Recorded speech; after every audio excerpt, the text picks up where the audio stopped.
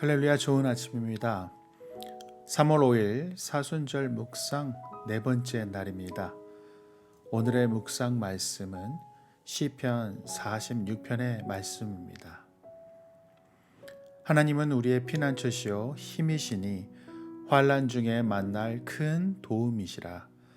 그러므로 땅이 변하든지 산이 흔들려 바다 가운데 빠지든지 바닷물이 솟아나고 뛰놀든지 그것이 넘침으로 산이 흔들릴지라도 우리는 두려워하지 아니하리로다.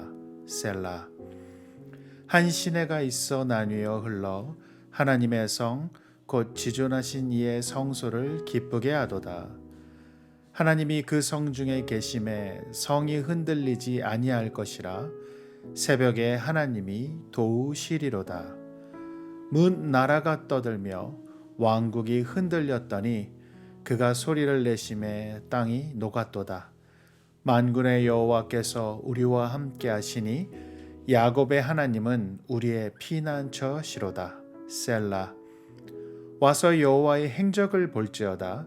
그가 땅을 황무지로 만드셨도다.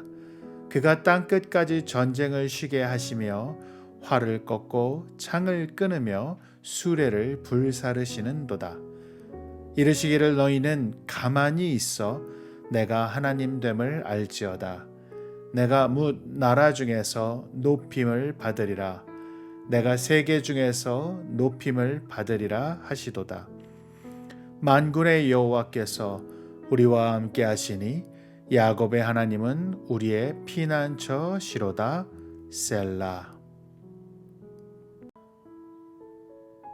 시편 46편의 주된 주제가 무엇일까요? 1절, 7절, 11절에 반복되고 있는 하나님은 우리의 피난처라는 것입니다.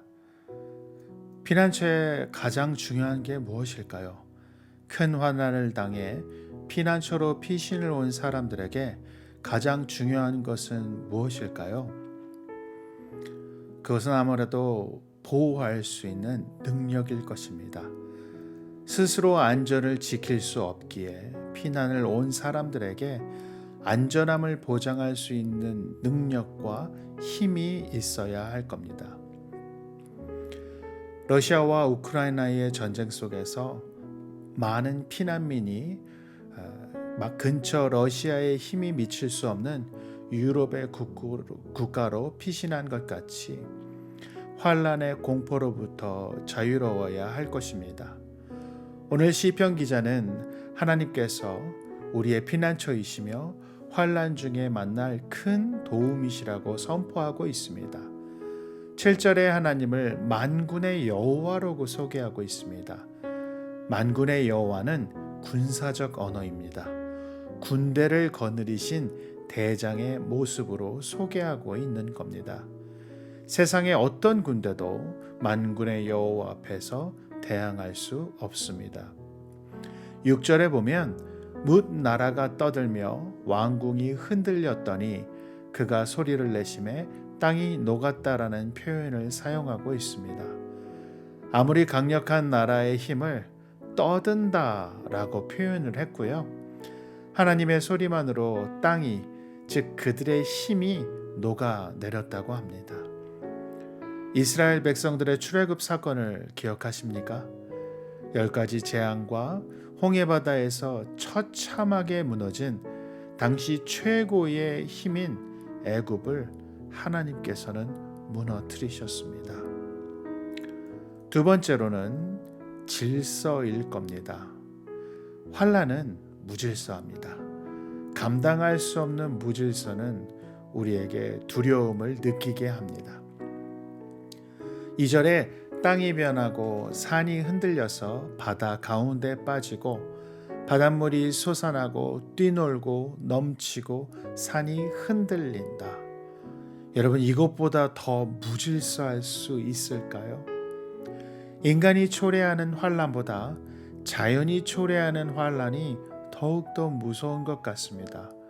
지진, 쓰나미, 폭우, 우박, 번개, 이것을 왜 자연재해라고 부릅니까?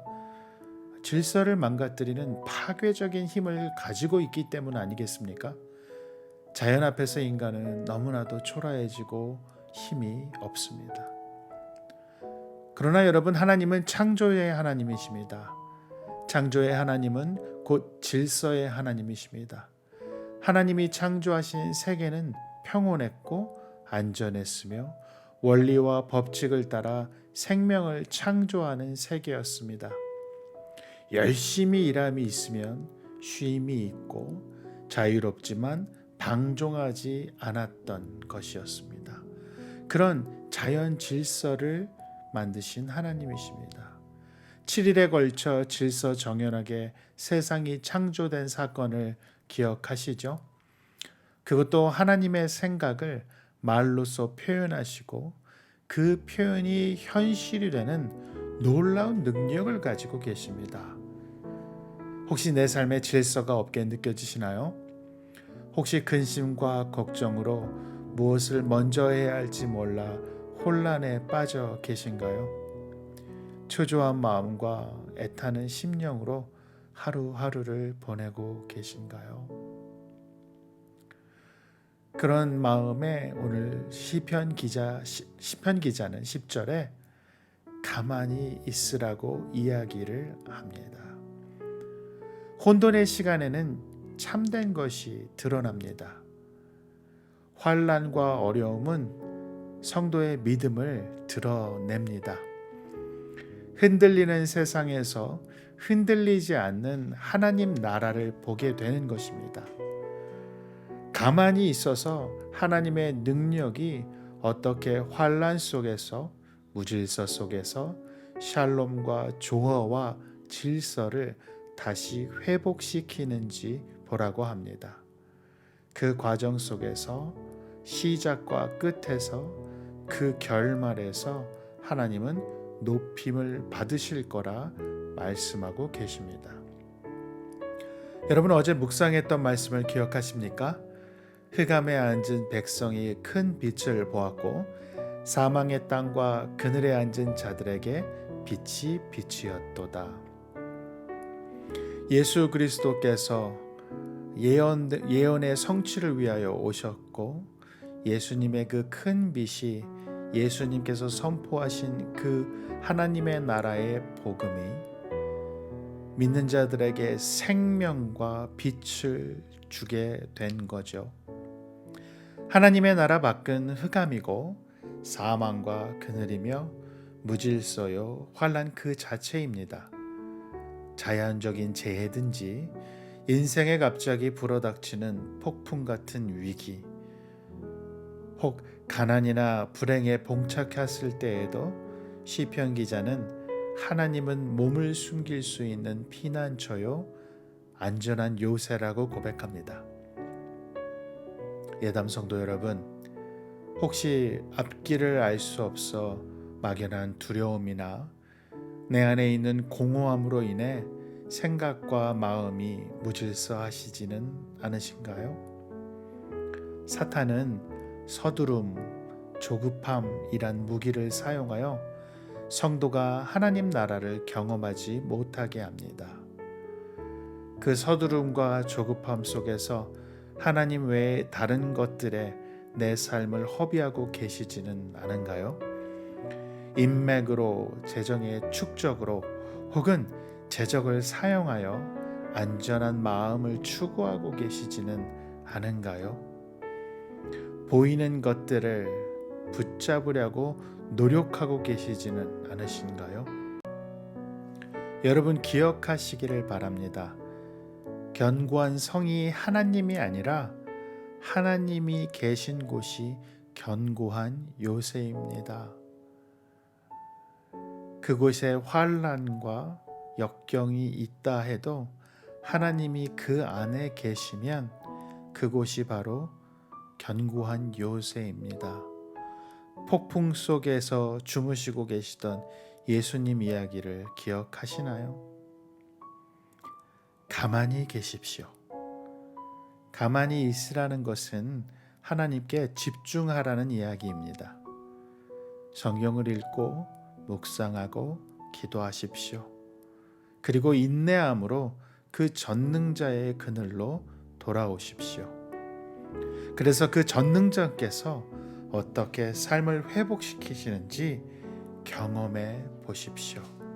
여러분, 지식이 아니라 태도입니다. 어려울 때, 환난 날에 흔들리고 있을 때 우리가 무엇을 많이 아는 것이 중요한 것이 아니라 어떻게 바라보고 견뎌내는 태도입니다. 하나님을 믿으십시오.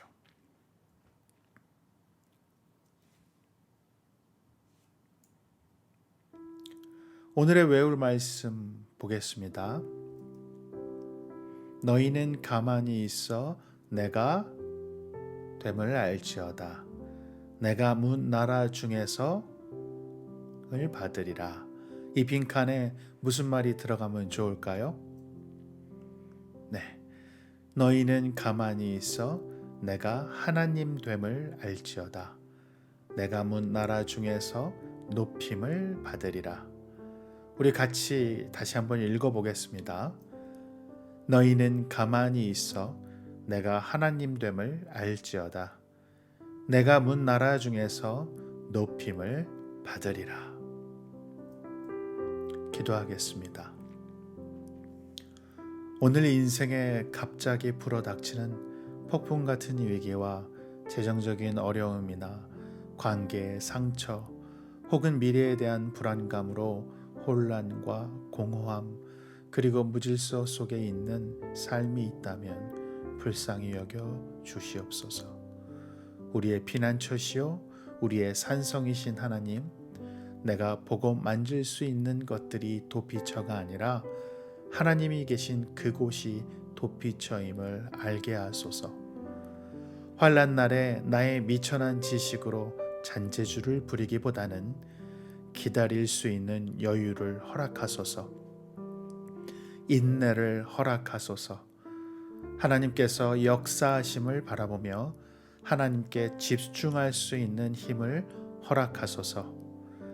그리하여 나의 삶에 하나님만이 지존자이심을, 나를 온전히 회복시키실 수 있음을 경험하게 하소서.